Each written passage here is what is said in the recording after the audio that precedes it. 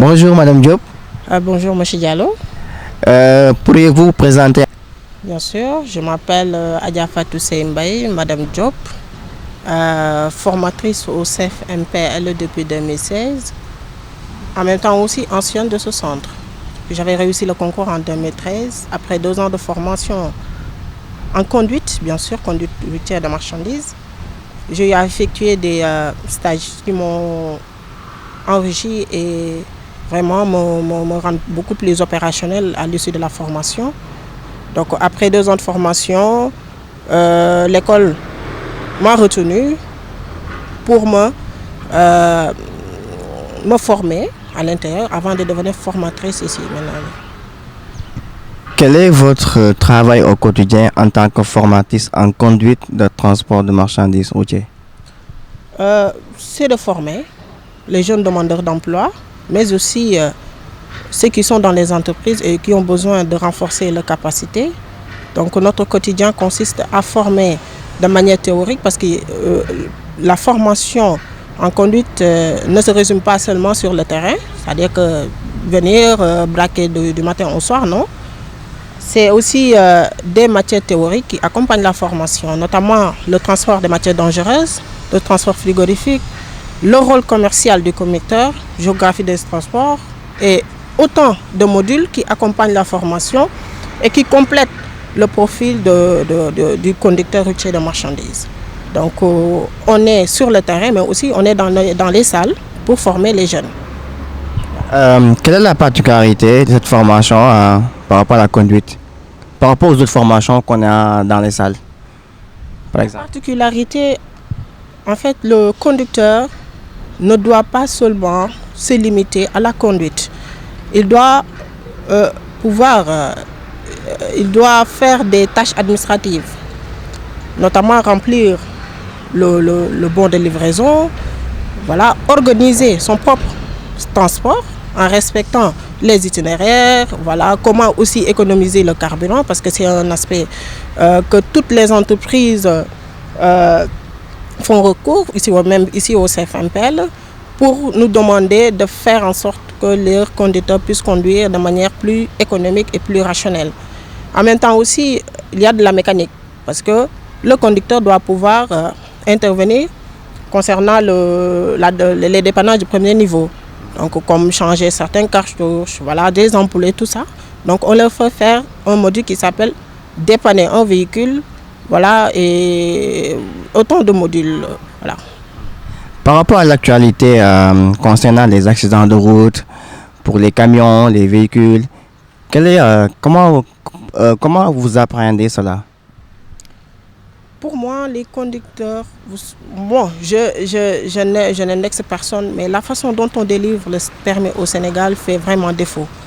Et que aujourd'hui, normalement, le permis seul ne suffit pas pour être conducteur. Il faut accompagner les conducteurs par les formations. C'est le rôle de ce centre. Pourquoi on l'a créé? C'est de pouvoir apporter en plus ce qui manquait aux conducteurs. C'est quoi? C'est la formation. Et la formation aujourd'hui est devenue primordiale, je veux dire. Les conducteurs doivent être formés. Si vous voyez un conducteur qui est formé et un conducteur qui n'est pas du tout formé, vous voyez nettement la différence de par leur comportement, leur façon de faire, même aussi dans la conduite. Il y a une très très très grande différence.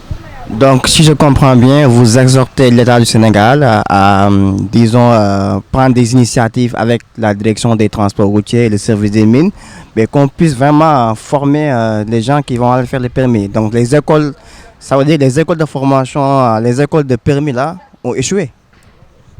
Bien sûr, cela va sans dire parce qu'au Sénégal, maintenant vous avez constaté, le taux d'accident est devenu, voilà, extraordinaire de manière générale. 500 morts par année. C'est ça, et c'est catastrophique. Ça veut dire que celui qui conduit, il a un manque qui est vraiment regrettable. Hein. Donc, au Sénégal, bon, on n'a pas trop l'habitude de voir des femmes conduire des camions, disons les camions autoroutiers. Qu'est-ce que vous en pensez? Voilà, moi je peux raconter mon histoire parce que au début, ce n'était pas quelque chose que j'avais choisi, sérieusement. Parce que je me dis que non, les trucs de camion, c'est pour les hommes. Donc, non, moi, je vais aller faire autre chose. Mais, au fur et à mesure que je suivais la formation, que je découvrais le milieu et le métier, là, je me dis, tiens, pourquoi pas une femme devenir conductrice et en même temps aussi aujourd'hui devenir formatrice. Et je m'en réjouis, alhamdoulilah, parce que je ne dis pas que c'est un défi, non, mais juste pour lancer aux femmes que il y a, les types de métiers ne sont pas réservés exclusivement aux hommes, comme par exemple mécanique ou conduite. Non, ce n'est pas réservé seulement aux hommes. Les femmes ne doivent pas avoir de limite pour moi. Donc ils doivent persévérer, ils doivent aller de l'avant.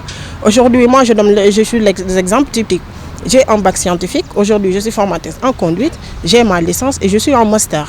Donc je pense que je suis l'exemple typique pour dire que la femme ne doit pas avoir de limites. Et je ne vais pas m'en arrêter là, je vais aller plus loin. Pourquoi pas devenir... voilà. Aujourd'hui, quelle est la présence des femmes au niveau de la formation ici, au niveau du CVMPL? Oui, en général, le taux est toujours faible pour la conduite routière.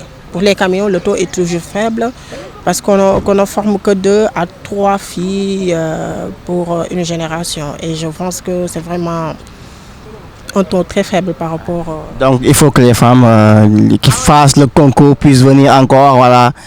C'est pas diable parce que moi je leur dis que le camion on ne le met pas au-dessus de la tête pour pouvoir le manœuvrer ou le conduire. Hein. Donc c'est un ensemble de corps et de réflexes. Hein. Et puis on a toutes nos facultés mentales. Pourquoi donc nous ne pourrions pas faire comme les autres? Hein. Pour moi c'est pas un problème et je suis l'exemple. Aujourd'hui j'étais conductrice, aujourd'hui je suis devenue formatrice en conduite. Quel conseil vous leur donnez, ces femmes-là qui se battent chaque jour pour s'en sortir? De les encourager, de leur dire vraiment ne baissez pas les bras. Et c'est comme ça.